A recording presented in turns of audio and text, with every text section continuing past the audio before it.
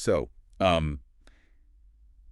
imagine you are spending just thousands of dollars on this beautiful custom-made door for your house. Oh, yeah, like a really heavy, solid wood door. Exactly. You finally get it. You carry this incredibly heavy piece of wood into your house. You get it all lined up perfectly with the frame, and you go to push it into place. Let me guess. Yeah, it doesn't fit. It is just, like, slightly too wide. Which is the worst feeling. It really is. Because your immediate thought is, I messed up. I measured it wrong. So you grab your tape measure, and you check the empty door frame again. It is exactly the measurement you wrote down. Okay. So then you lay the tape across the new door itself, and it is exactly the measurement you ordered. Wait, really? Yeah. So you didn't make a mistake. And the carpenter who built it, he didn't make a mistake either, but the door still absolutely does not fit. That creates a really strange sort of psychological whiplash, doesn't it? Oh, completely. Because we just operate on this deeply embedded assumption, right? We assume that the physical tools we use to navigate the world are just these objective arbiters of reality. Right. A centimeter is a centimeter. Exactly. Centimeter is a centimeter no matter where you are. So when you discover that your measuring tool is literally lying to you, it stops being this simple DIY frustration. It actually introduces this crack in the foundation of how you understand your whole environment. Well, welcome to this deep dive. Because today, we are exploring a text that uses that exact crack in the foundation to ask some just massive questions. It really is a fascinating source. It is. We are looking at Chapter 11 from a book by Ozair da Silva Mota. It's titled Analyses Biblical-Scientificas, which translates to Biblical-Scientific Analyses. And the specific chapter we are digging into is called Standard of Measurements for the Physical and Spiritual World. Right. And the author is attempting to answer a question that, honestly, it affects everything from international trade to our daily interpersonal relationships. Basically, in a world filled with infinite, constantly shifting variables, how do we actually establish what is true? Or what is accurate? Or what is even correct? Yeah. And to do this, the text relies on a really structured dual approach. Which is the specific mission for our deep dive today. We're going to start with a rigorous scientific approach. So we're exploring the physical realities of metrology. Which is the science of measurement. Right. And looking at the literal history of how humanity just had to invent the concept of an objective truth for physical dimensions. It's wild to think that we had to invent that. I know. But once we understand the physics of it, we are going to pivot into a biblical and theological approach. Because the author takes these really unbreakable physical laws and just brilliantly overlays them onto spiritual doctrines. And the central thesis here is that without an absolute standard, humanity isn't just making, small errors. No, we are fundamentally guessing. Right. In the physical realm of carpenters and engineers, and equally in the spiritual realm of human morality, we are just wandering around with broken rulers. And we get increasingly confused as to why the pieces of our society are no longer fitting together. Exactly. So let's start with that doorway. Yeah, let's unpack that. The author grounds this entire philosophical exploration in that hypothetical scenario I mentioned. You measure the frame, the carpenter builds the door, it doesn't fit, but both of your measurements are right according to your own tools. So what we are looking at here is a systemic failure, not a human one. Right. The text points out that the tape measures themselves just do not confer with one another. One of them, or maybe even both of them, are completely uncalibrated. They are basically operating in two different realities. Exactly. But see, if I am the customer in this scenario, my first thought is going to be super practical. I would just call the carpenter and say, hey, bring your tools over to my house, and let's just use my tape measure to shave down the edges until it fits. Right. That solved the problem, doesn't it? Well, it solves the problem for that single door. Okay, true. And the author actually anticipates this exact workaround. He explains why it is ultimately a catastrophic way to run a society. Catastrophic. Yeah, think about it. If the carpenter drives to your house and uses your tape measure, sure, you get a working door. But consider the carpenter's position for a second. Right. If his tape measure back at his shop is the defective one, he is going to face this exact crisis tomorrow with his next client. Oh, wow. Yeah. And the day after that. Exactly. He would be building doors for dozens of houses, and none of them would ever fit. Because his baseline is fundamentally broken. Right. He would face massive financial ruin and just the total collapse of his professional reputation. And I guess if you reverse the scenario, what if the client's tape measure is the defective one? Then the client is doomed. Right. They're going to go through life measuring for, I don't know, carpets, appliances, windows, and nothing is ever going to align. So trying to fix the problem by having the carpenter and the client just compromise, or by picking one tape measure over the other, it's just futile? So to truly fix this systemic failure, neither the carpenter's tape measure nor the customer's tape measure can be trusted. No, they cannot be the baseline. They both have to surrender to a third external standard. Right, a universal standard that dictates reality for both of them. And that is really the core insight of the scientific approach here. Mm-hmm. The author states that all local instruments just have to be calibrated to a master standard. And not just for those two individuals in that one town, but for the entire globalized world. Because if we scale this up from like a local neighborhood to the global economy, the stakes become literally astronomical. Oh, completely. The author uses this great example. Say you live in Curitiba, Brazil, and you order a really specific, highly engineered part for your car from a manufacturer all the way in Japan. Right. When that part arrives, it has to fit the engine block down to the fraction of a millimeter. That has to be perfect. Exactly. And for that to happen, the factory in Japan and the mechanic in Brazil have to be absolutely certain they're experiencing the exact same physical reality. Which is why metrology became an absolute necessity as the world industrialized. You just can't have a functioning global economy if every region has its own slightly different version of a meter. Or a kilogram or a second. I mean, we needed a global truth. Which takes us to the year 1799. Right. A huge year for this. The text highlights this as a truly pivotal moment in human history. In June of 1799, the National Assembly of France stepped up and established the universal standard for the meter. But they didn't just write down a definition on a piece of paper, right? No, they created a literal physical object. They forged an actual metal bar. It's so crazy to think about. It is, but the process of determining the length of that bar and even the materials they used to make it, it's crucial to understanding the lengths humanity goes to in order to find an objective standard. Right, because the French scientists, they wanted a measurement that belonged to no single nation. They didn't want it to be a French meter or a British meter. Exactly. So they base it on the Earth itself. They calculated 1/10,000,000th of the distance from the equator to the North Pole along the meridian passing through Paris. Which is a mind-boggling calculation for 1799. Seriously. Yeah. But that became the length. But here's a question. Why make it out of platinum iridium? Because the text specifically mentions this exact alloy. Right. Well, because an objective standard cannot be vulnerable to its environment. Oh, that makes sense. Yeah, if you make a master ruler out of wood, it absorbs moisture and it expands. The global meter gets bigger when it rains. Exactly. And if you make it out of iron, it rusts, so it gains mass, or it expands drastically on a hot summer day. Right. So by creating an alloy of 90% platinum and 10% iridium, they created an object that was incredibly resistant to oxidation.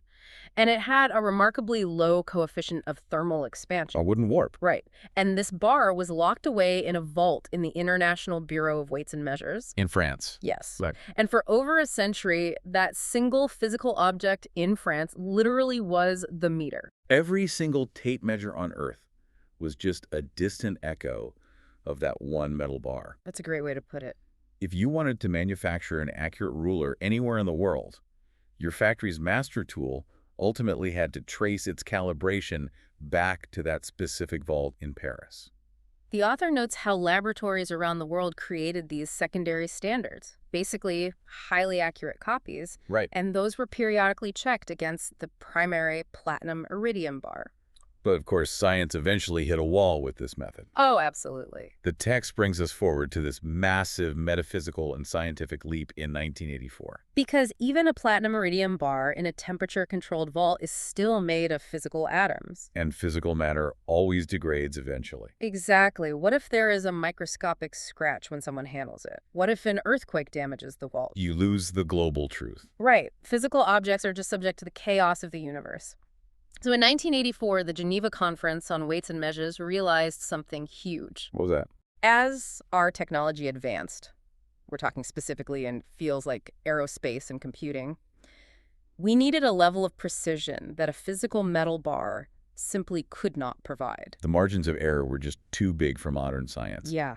They realized the ultimate standard could not be an object you could touch. It had to be a fundamental law of the universe. So they totally redefined the meter. They did. The text states they redefined it as the distance light travels in a vacuum in exactly 1,299,792,458 of a second. I mean, it is a staggering conceptual shift. It really is. They tied the measurement of physical space to the speed of light. Which is an absolute universal constant. But wait, let's think about this practically. To make that work, you have to be able to measure an incredibly tiny fraction of a second with perfect accuracy. Oh, yeah. How does a scientist in 1984 measure 1/299 millionth of a second? Well, this is where the text brings in the cesium-133 atomic clock. Okay, right. We basically had to redefine time itself in order to redefine length. Oh. Because an atomic clock doesn't use springs or a swinging pendulum like a grandfather clock. It relies purely on quantum mechanics. How so?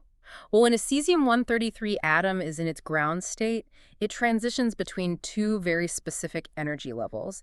And as it does this, it absorbs and emits a specific frequency of microwave radiation. Okay, I'm following. So scientists define 1 single second as exactly 9,192,631,770 cycles of that exact radiation. Okay, so instead of looking at a metal bar in France, we are now literally counting the natural, unvarying vibrations of an atom to measure time. Exactly. And then we're using that perfect time to measure how far light travels. Yes. And that is the new standard. It is. And the author clarifies a really vital point about this shift.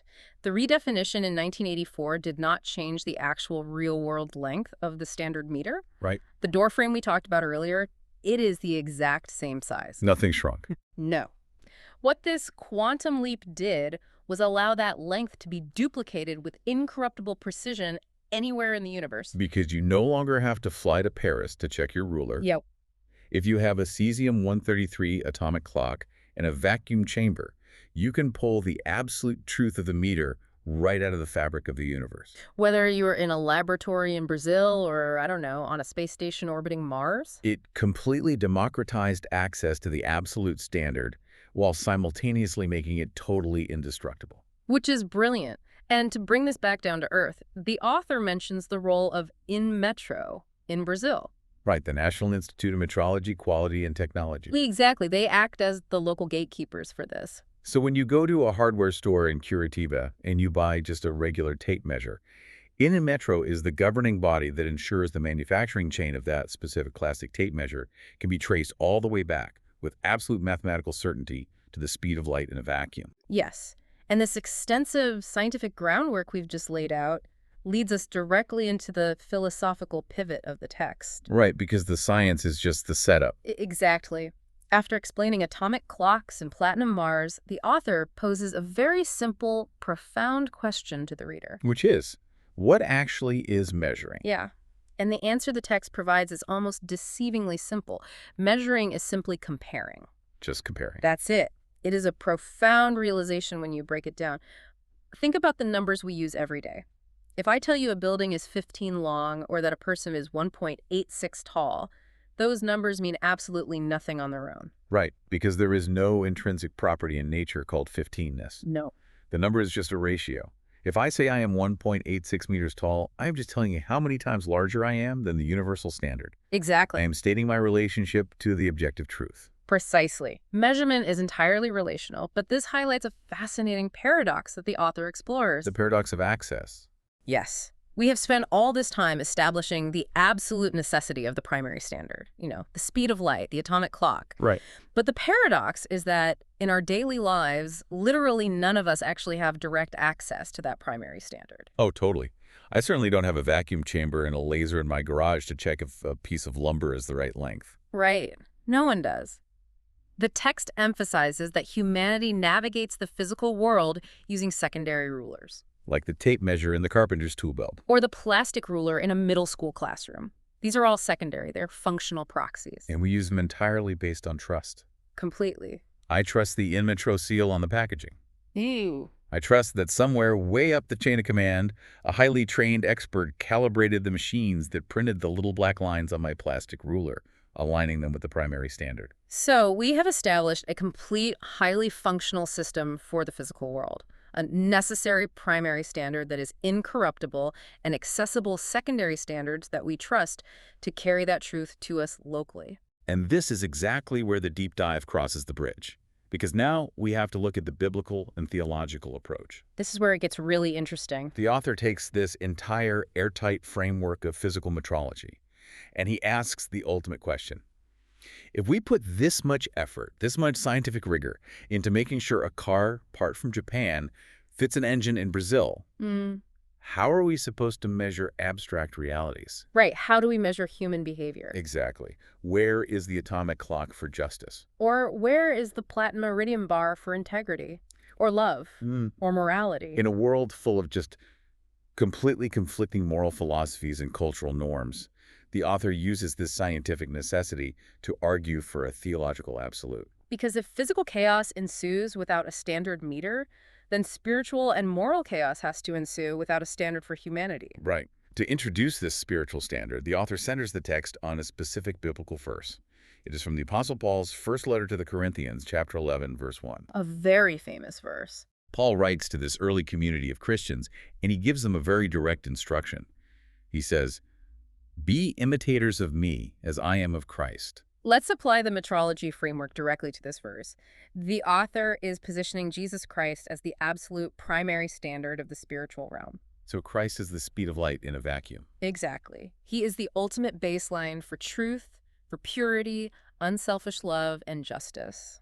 And then Paul inserts himself into the equation. Right. By saying, "Be imitators of me," Paul is claiming, in the author's scientific terminology, to be a valid secondary standard. Now wait, I have to stop you there, because I feel like this is where a modern reader might hit a wall. How so? Well, Paul saying imitate me sounds, incredibly arrogant, right? It does sound bold. If Christ is the absolute standard, the perfect divine measurement, why introduce a middleman? Doesn't relying on a human secondary standard, a guy who historically admitted to having deep flaws and making mistakes, doesn't that just introduce room for error? It's a fair question. Why didn't Paul just say imitate Christ? It is the most important pushback to this entire concept.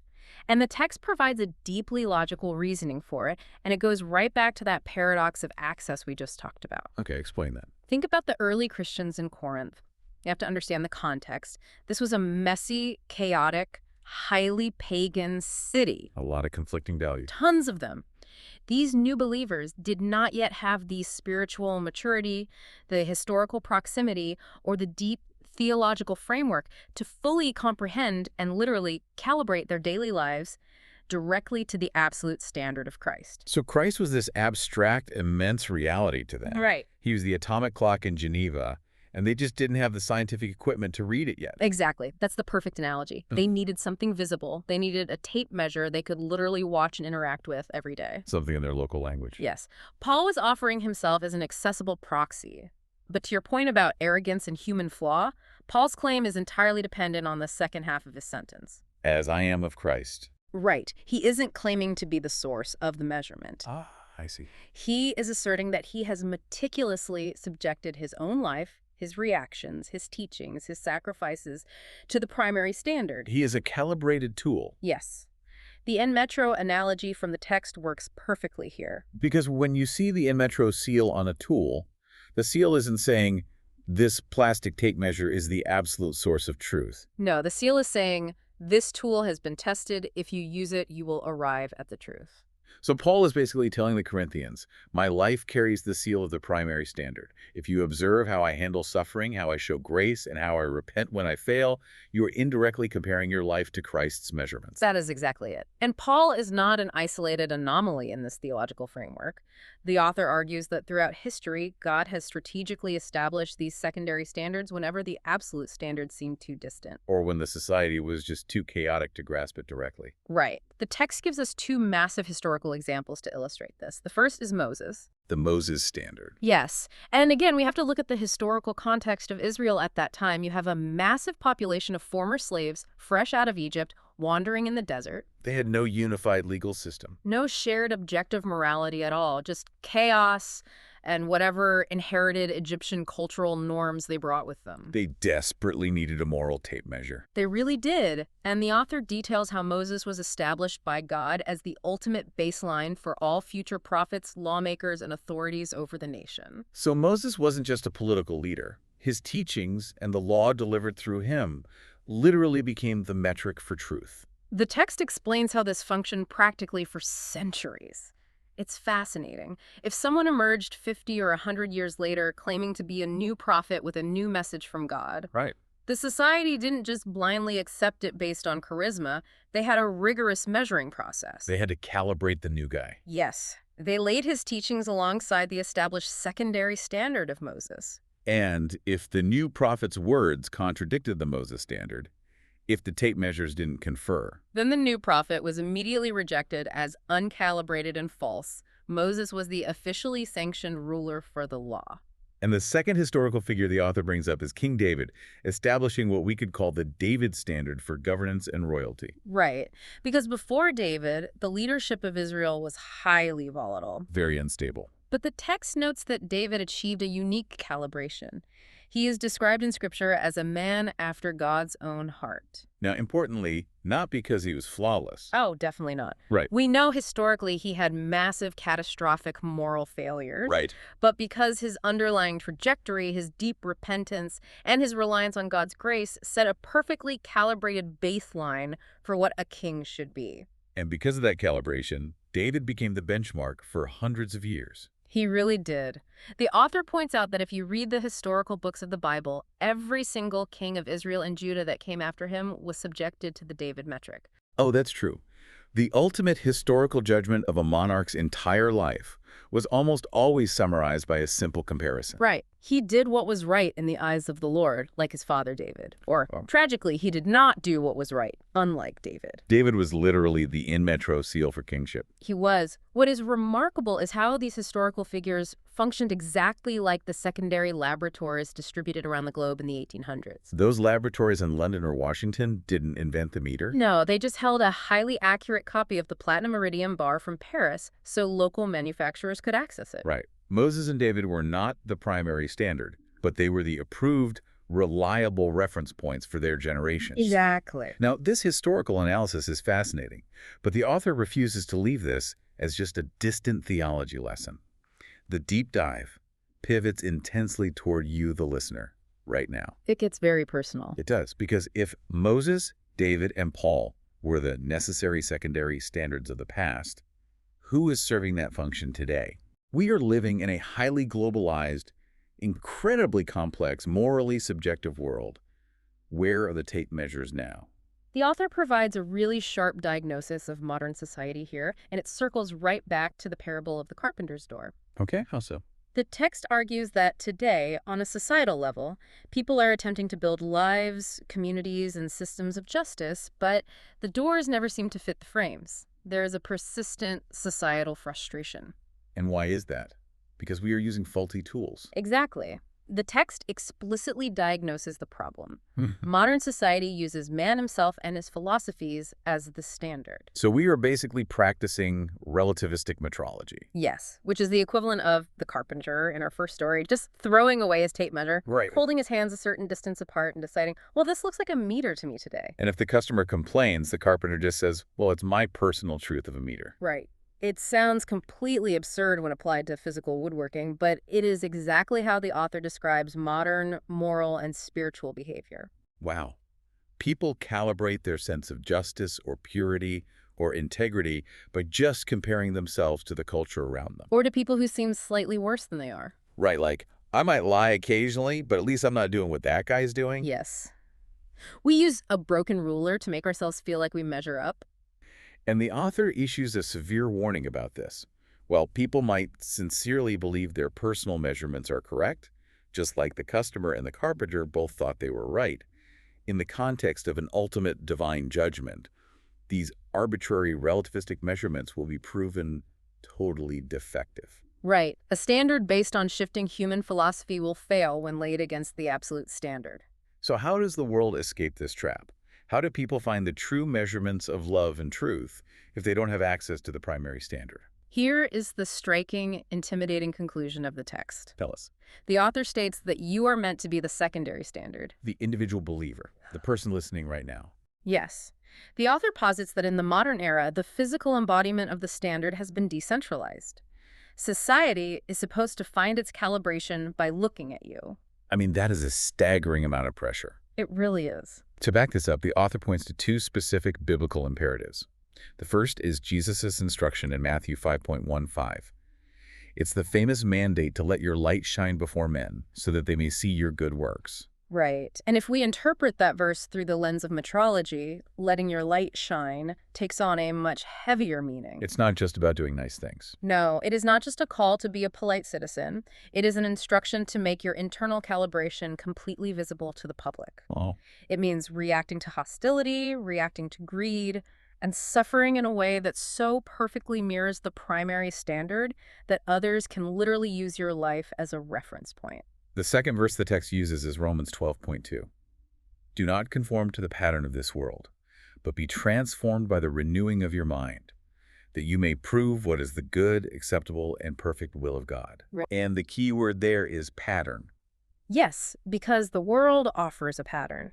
It offers a very loud, culturally enforced template for how to achieve success, how to argue, how to seek revenge, and how to measure human worth. But the author's argument is that the world's pattern is fundamentally defective, is an uncalibrated measuring tape. Exactly. If you conform to it, you will build a life that does not fit the frame of ultimate reality. So the listener's mission is to actively refuse that defective pattern. Right. By renewing your mind, by calibrating yourself relentlessly to the teachings of Christ, you prove the will of God. You become the empirical evidence that the primary standard exists. It shifts faith from being a merely private internal comfort into this vital public utility. You literally become a measurement tool for your community. Right.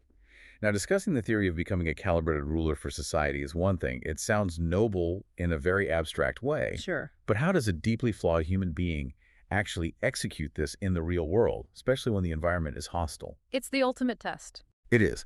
And the author anticipates this gap between theory and practice. Yeah. He grounds the entire concept in a devastatingly real story.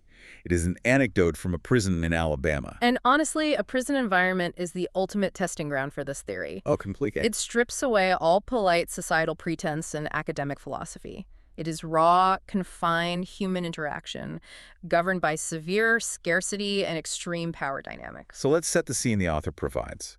We have two cellmates locked in a tiny room in this Alabama prison. They represent two completely clashing paradigms. Right. One of the prisoners has recently experienced a profound religious conversion. In the language of our deep dive, he has discovered the primary standard, and he is desperately trying to calibrate his life to it. And he is forced to share this highly confined, stressful space with a man who is his complete opposite. Right. His cellmate is described as deeply prejudiced, cynical, and highly skeptical of anything religious. So the psychological friction is immediate.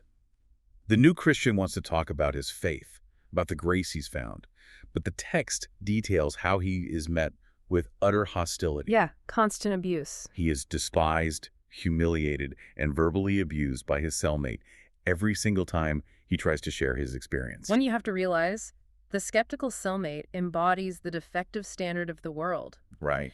In a prison, the prevailing measurement for survival is dominance, retaliation, and protecting your pride at all costs. The skeptic operates perfectly within that broken metrology. He looks at the Christian's vulnerability as weakness, Right. and he attacks it. Exactly. This is where the theoretical concept of the secondary standard is put to the fire. Right. How does the Christian respond to the daily abuse? Because if he used the world's tape measure, he would have fought back. He would have traded insult for insult, or at the very least, he would have built a wall of ice and completely ignored the man sleeping 3 feet away from him. But he didn't. No. The text emphasizes that instead of retaliating, the Christian acted as a calibrated ruler. He chose to lay down a completely different measurement in that cell. He continually showed love, and he did it in the most practical, economically costly way possible in a prison. Yes. The author specifically notes that the Christian prisoner would occasionally receive small items, gifts from his relatives on the outside. And we have to understand what a resource means in a prison. Right. A candy bar, a fresh pair of socks, or decent soap. These aren't just niceties. No, they are high-value currency. They represent comfort and status. Yet, the Christian prisoner chose to share these incredibly scarce resources with the very man who was verbally abusing him every single day. He absorbed the hostility, and he returned irrational generosity. He wasn't just preaching a sermon. He was forcing the skeptic to observe a radically different metric of human behavior. He was laying the ruler on the table, day after day. And then, the story reaches this sudden, tragic climax. The author explains that the Christian prisoner suffers a fulminant heart attack. He drops dead suddenly, right there in the prison. An abrupt final end to the daily demonstrations. Yeah. So the prison administration holds a funeral service for him.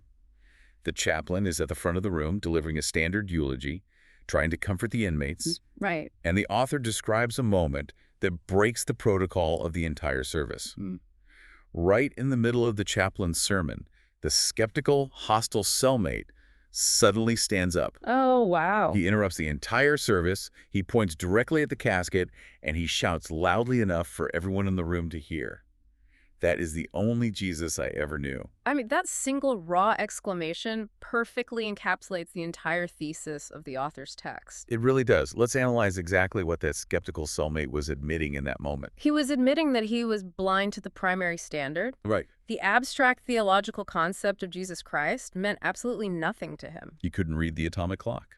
Exactly. He didn't have the spiritual vocabulary or the desire to access the absolute standard. The only thing he had access to was the secondary ruler assigned to the bunk next to his. Right. And because that Christian prisoner had so painstakingly calibrated his daily reactions, his patience, and his generosity to the true measurements of unconditional love, The skeptic was forced to encounter the absolute standard through the proxy. but the tape measure worked. It did. The Christian prisoner carried the in metro seal of the Spirit. Yes. When the skeptical cellmate continually measured his own cynical, survival of the fittest worldview against the Christian's relentless, sacrificial generosity, the skeptic's ruler shattered. He realized his own measurements were broken. That is the only Jesus I ever knew. He is testifying that the secondary standard was a perfect reflection of the primary one. It is a stunning emotional validation of the dual approach the author took. Right. The physical laws of the universe and the spiritual realities of the human soul operate on the exact same fundamental principle. Which is that truth requires an objective standard, and that standard must be made locally accessible to those wandering in the dark. Man, what an incredible journey this text has taken us on. Really profound. We started in a very terrestrial, relatable place, just standing in a doorway holding a piece of wood that refuses to fit, confronting the frustrating reality that human tools are inherently flawed. And from that local frustration, we explored the massive triumph of scientific metrology, We tracked humanity's desperate realization that we needed a global truth. moving from forging a physical bar of platinum iridium and locking it in a French vault in 1799. To the awe-inspiring quantum leap of 1984, redefining the meter by the speed of light and the vibrations of atomic clocks in Geneva. We established the philosophical baseline that to measure anything is simply to compare it to a standard. Right. And then we watched the author brilliantly map those unyielding physical laws onto the deepest theological truths. We transitioned from the speed of light to the Apostle Paul. From in metro laboratories to Moses and King David. And it all culminated in the sobering, heavy realization of our own modern context. Right.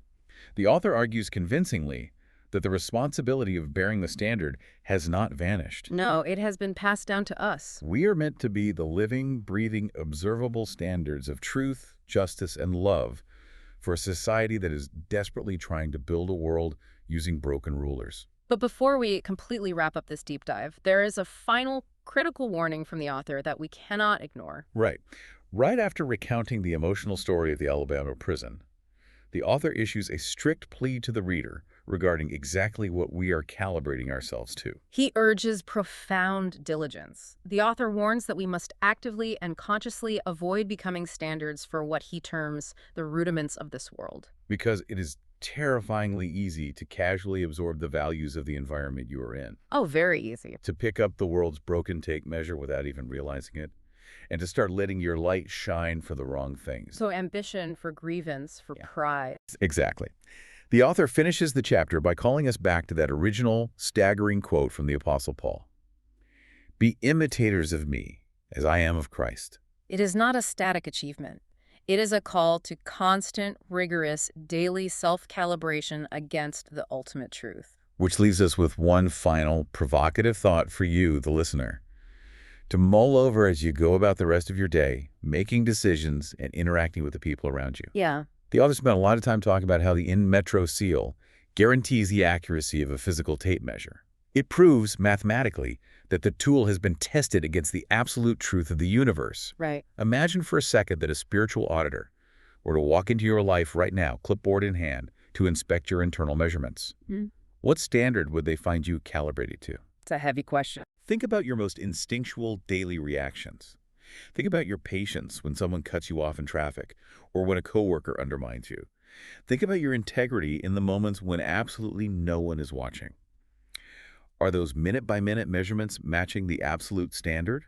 Or, without even realizing it, have you been building your life, your relationships, and your worldview using a faulty tape measure you casually picked up from the culture around you? It really makes you evaluate everything. It does.